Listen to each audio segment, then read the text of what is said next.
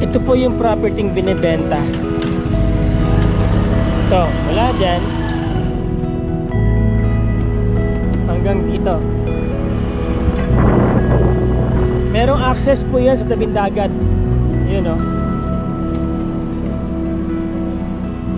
Lilim dito. Dahil puno. About mga 50 to 60 meters. Andito na po kayo sa tabing dagat.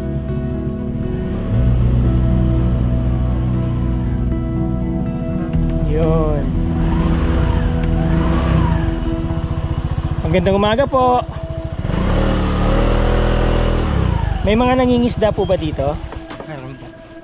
Tuwing anong oras po binababa isda? Pag alis sila ng alas 4 ng madaling araw. Tapos? Tatabi sila mga 9 ganyan. Alas 9. So, nakababa na po yung mga nangingisda? O meron pa pong mga pababa? Ano na bang oras? Ano na po, mag-aalas 10? Wala na na. Kanina pa sila.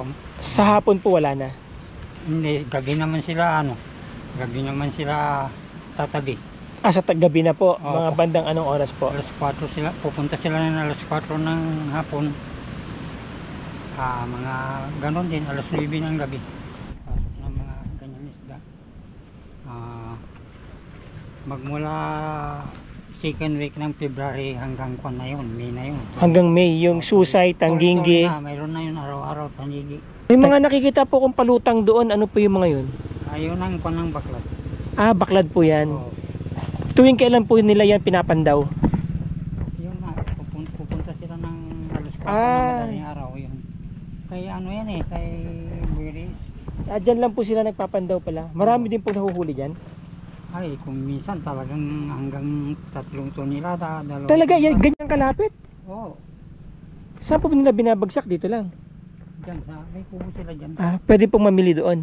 Oo, doon. Mga kahit pa sa 1 kilo, 3 kilo, Pero pwede. Dadaan ka na rin sa buyer May mga sariling buyer. Hindi po, kung dito ka nakatira lang, halimbawa makakabili po ako ng lupa dito. Pag tagal-tagal, pwede ko na maging kaibigan yun, ano? Oo. Bili-bili na ako sa kanya ng isda. Direkta na. Retired Navy naman. Retired Navy. Ibig sabihin may bangka siya talaga. May sarili siyang bangka. Marahiling bangka. Kanya yan, puhunan yung kanya din sa baklad. May mga tao siya dyan na mga 35. 35 na tao para lang magpandaw. Oo, magpandaw. Bakit po dyan yan nilagay yung baklad? Nandyan po ba yung mga kabatuhan? Hindi. Ang inaano nila yung pag magkabit ka ng baklad, yung kanal. Yung current ng tubig. Hindi, yung kanal ho sa sa buhangin.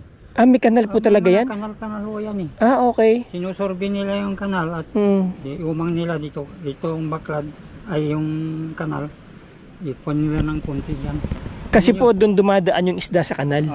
Yung kanal na gano'n, pag ahon yung isda. Pasok doon sa loob ng hindi na makakalabas. Hindi na. Maliban na lang kung malakas ang agos. Ganyan po kalapit, ano pong nahuhuli dyan? May mga tanigi din. Meron. Susay, meron din. Bakit may plano ba kayong dito? Ito po, may binibentang lupa dito, yung bakante. Oo. Yan lang po, paglagpas nitong bakod na to, yung bakanting lote dyan, binibenta.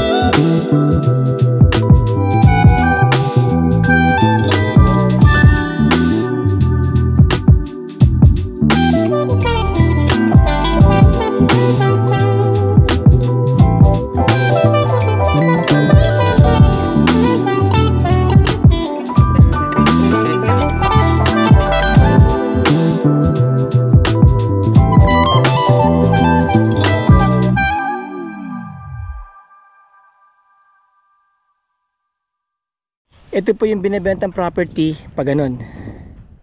Alright, hanggang doon sa may bakod na yan.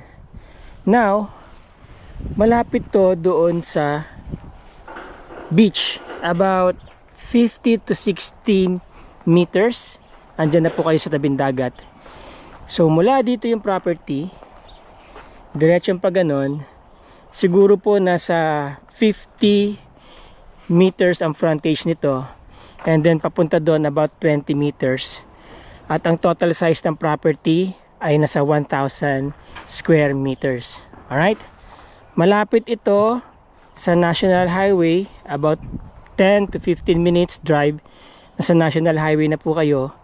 At ang mga kapitbahay nyo po dito ay mga naggagandahang resort. Dito sa bandang kaliwa, nandyan po yung Sundowners, isang world class resort dito sa Botolan. Ano po? Okay, mga boss, mga ma'am, mga sir. Ang property binibenta po ng 5 million. Negotiable siguro yan. Titled po itong property.